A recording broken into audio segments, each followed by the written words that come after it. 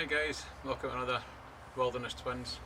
We've got an absolute beautiful day here in Ontario.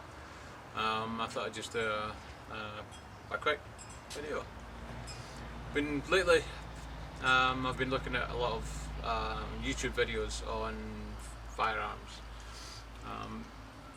Most of them are based in the States, and it's this all the ones that most of the people are putting on are if the world the shit hits the fan type situation, what you're gonna go and get it, and got your handguns and AK-47 with 50 round magazines and all that sort of stuff. So I was gonna do a video on the sort of Canadian perspective on that, because we're not allowed that. Not allowed. You can't buy you can buy semi-automatic weapons, but you can only have, I believe it's 5 rounds. That might be wrong, but you can't buy fully automatic weapons. Handguns are really only for mainly for target practice, really. I mean, there is no, you can't walk around with them on your hip and as a concealed weapon, and any license for concealed weapons.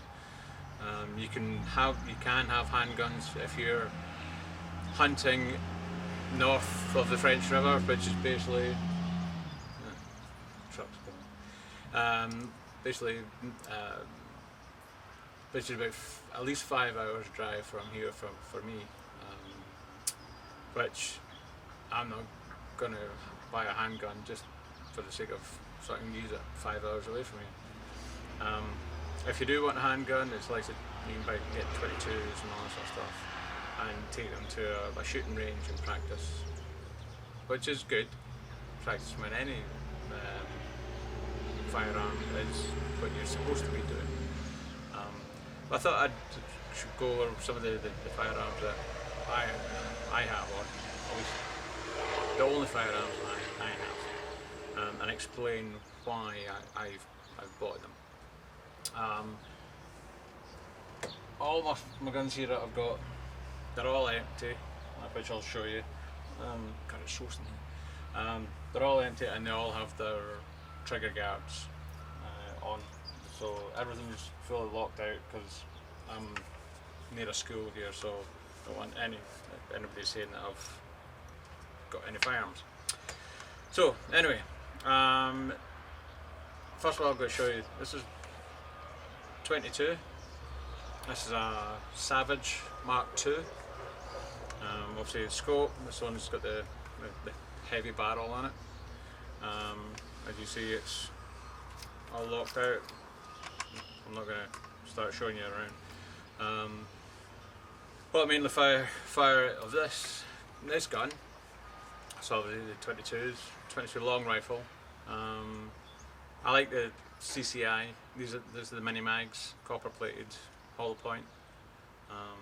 Ideal for hunting small game. Obviously 22 really is just mainly for small game. Worst case scenario, yeah, will it kill a person? Of course it'll kill a person. There's more people will kill with 22s than probably any other caliber.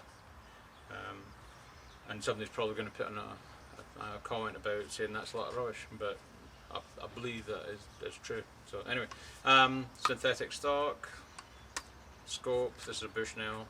I'm not really that much into it to tell you all the suffix names, the letters after it. It's a blah blah blah blah. Anyway, 22 long rifle, ideal for hunting small game. So your rabbits, squirrels, and possums and all that sort of stuff. If you wanted to do none of that. I bought it for small game, for going to rabbit hunting, squirrels and all that sort of stuff, because you do get, it's squirrel season, rabbit season, but I mean we're in June at the moment and there's no season open at the moment. So that's a rimfire. Since I'm on rifles, before I go into shotguns, this is one that I just bought this last week. This is that probably most gun people will know what this is. It's a Mosin again. Got trigger lock on it, so, and it is once again empty. But I bought this last week. This was going to be the very first gun I bought. I saw it in a local gun store here in London, Ontario. I absolutely fell in love with it. So, but I decided at the time when I wanted to go and actually start hunting, I bought the 22 instead because I thought I'd get more use out of it, and I do.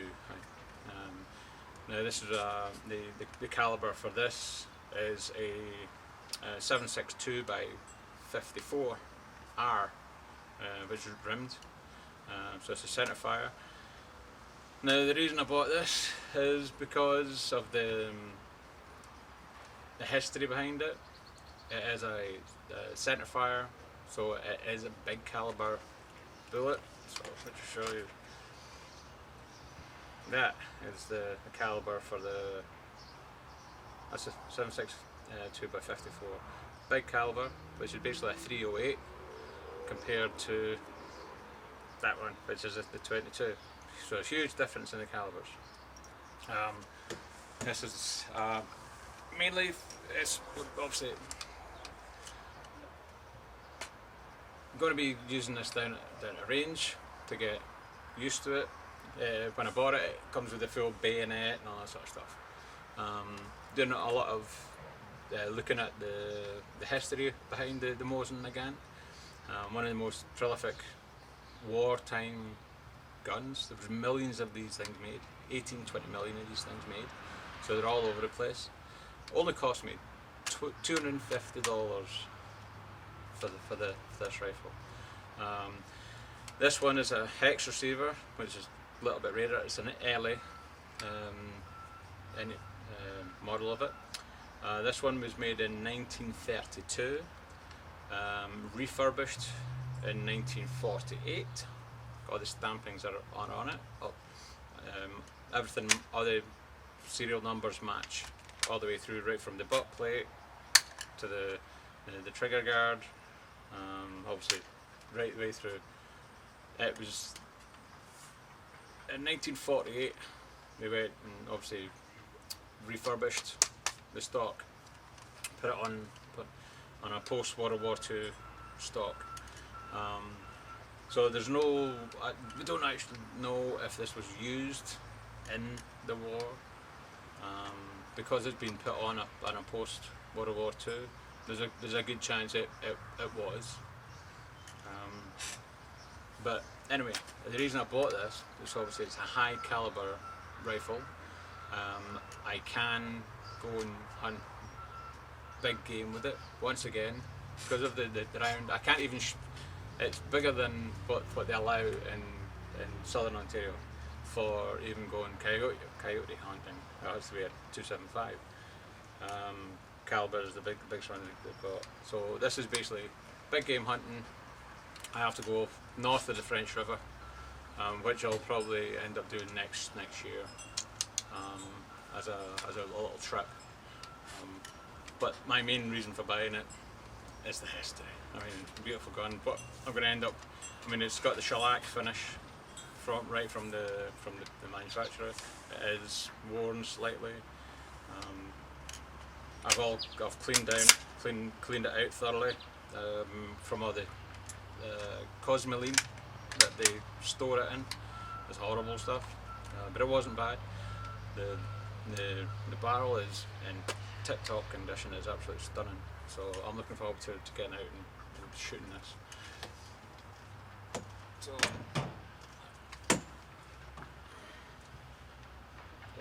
then I go on to this. This is the very first gun. Well, it's the first shotgun I bought. It's actually a friend of mine.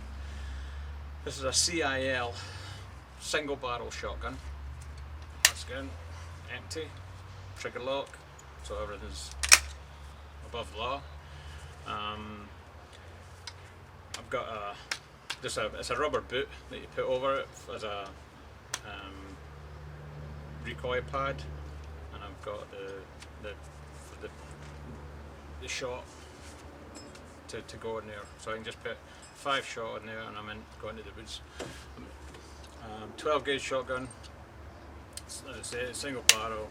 It comes apart. I can then put it in a backpack. You're not. But this is my gun that I use for going out. Once again, I can go coyotes with this, but it's mainly for small birds or any kind of birds really, even turkeys and that kind of stuff. Small game, your rabbits and squirrels and all that sort of stuff. This is light, does kick a bit, only takes 2 3/4 inch shells. It's a fixed full choke, so you can only fire lead shells through this. You can't fire through steel. For obviously duck hunting and goose. Apparently the pressure behind steel shot is not good for that.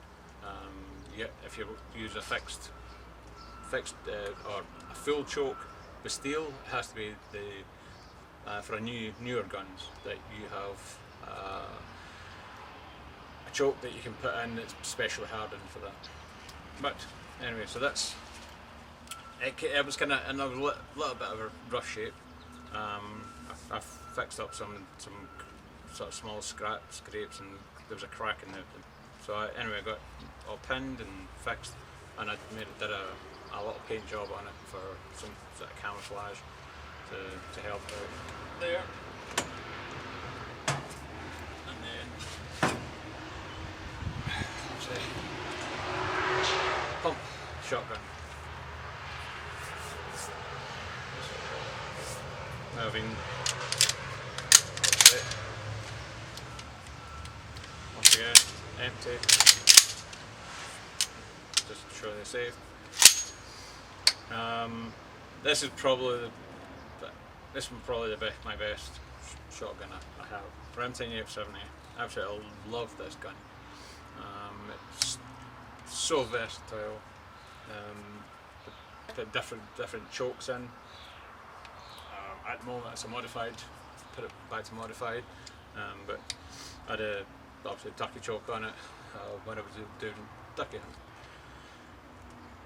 This is probably the most versatile gun that you will have. If I was having only one gun that I could own, if somebody said, right, okay, world's all going to hell, you have to grab a gun, what one would I grab? This Remington 870. Well, it doesn't have to be just a Remington 870. Mossberg. There's that pump shotgun. Now in Canada, with the laws are that I can only there's a plug in here. You can only have two shotgun shells down the tube and one in the chamber. That's all you're allowed to hunt with.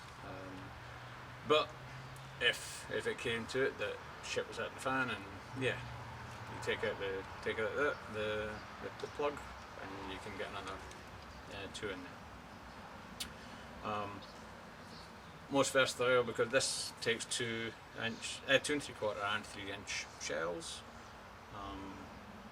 For anything between slugs, double up bark, and then right up the different grades to light shot for dove hunting, for morning doves, to steel shot for obviously going for waterfowl, depending on if you want to go for ducks or geese, etc. etc. It takes everything. You can put a rifle barrel on it to go deer hunting. You can put a shorter barrel for home defence. I'm not. I'm hunting. I want to do it. This is just purely for hunting. But this is a gun show just a few months ago. Perfect and beautiful condition. I've got a few little scrapes on it. We've taken it in the woods, but it was made in 1994, but it was in perfect condition. As I say, it's got a few scratches on it because I've been in the woods with it, but it is the best gun I own. I also own air rifle, which is great for just blinking away, and compound bow for deer hunting, when deer hunting comes along in October, because the gun season for shotgun for deer is only 3 weeks out of the 3-month period that you're allowed to do, but you have to apply for it's a special license for that. But anyway, I thought I'd just do a quick video on my guns and why I've got my guns, and it's specifically just it's for hunting.